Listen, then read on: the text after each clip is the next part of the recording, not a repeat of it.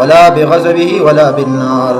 الله په لعنت باندې څوک ملامتي کوي او داغي په غضب باندې څوک په غضب کوي. ولا بالنار او نه داغي په اور باندې چې الله دې په جهنم کې زیک دسي مو وي او الله دې جهنم کندې لوي سو الله دې داسې کو الله دې قبر د لړمانه او نه ډک کو. دا خبري دا به مسلمان لنه کی دین نبی علیہ السلام منع کړی. ځکه پته نه لګي چې د چا خاتمه څنګه ده، خاتمه د چا څنګه ده دا پته نه لګي. اوس دا پته نه لګي چې یو کس باندې ته د الله قهر راولېږي چې الله دې په غضب او په قبر کې داسې شي او دا غي اخیره خاتمه خشي واغستانه په منټ کې خشي، دا پته نه لګي.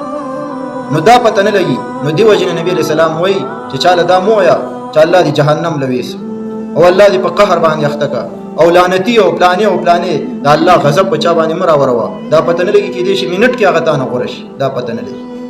دی وجه امام نووي رحمه الله په شرح المسلم کې ذکر کړی جلد واللسم 214 کې وی اللعن شرعا الابعاد عن الرحمة فلا يجوز لعن شخص معين الا اذا ثبت انه مات على الكفر ويكره الاكثار من اللعن.